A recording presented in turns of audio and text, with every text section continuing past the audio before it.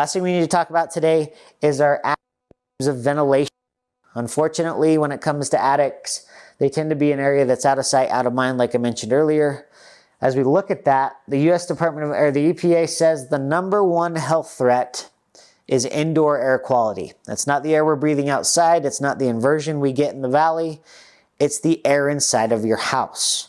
They also say between 20 and 50% of the air you're currently breathing inside of your home is coming from your attic. Now, if you've ever been up in your attic, you don't wear a respirator, you know that that's not where you want to be breathing, that is good for you. But the real question is happening. Well, if you look at your ceiling right above you, you're going to see some cuts in that sheetrock.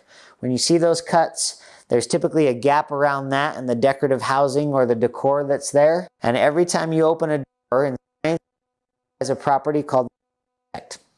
The Venturi effect means we created an active vacuum in that space. We have to fill that void with air from somewhere.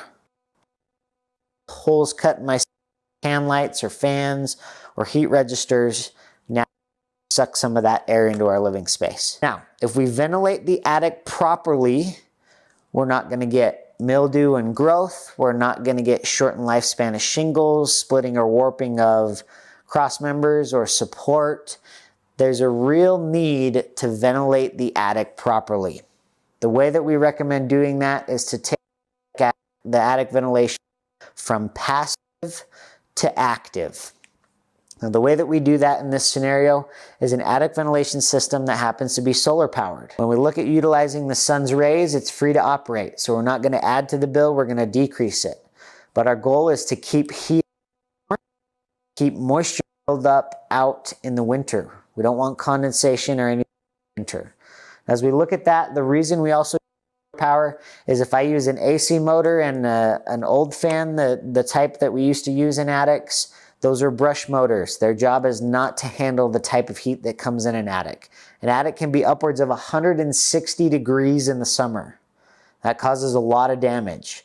That motor is also not designed to be in that heat. When we use a DC motor, it can handle that heat because it's a brushless motor. It also runs directly off the solar panel. It recycles the air in that attic 30 to 40 times a day, and its job is to reduce the heat in the summer.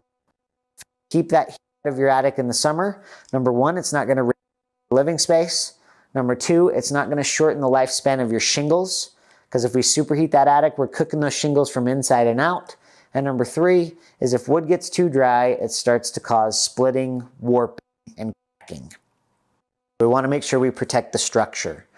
Now, this particular option happens to be solar powered. It carries a warranty. It's rated to last 35 to 55 years. It's made out of aircraft grade spun aluminum. It is literally the last fan you would ever have to put on your house. And its job is to make sure that it works every single day, day in and day out. Now, a couple of before and afters.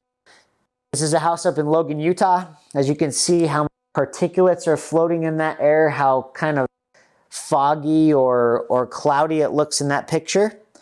This is after the ventilation system has been installed. Also, multi-layer on the, as you can see the clarity in that photo in comparison.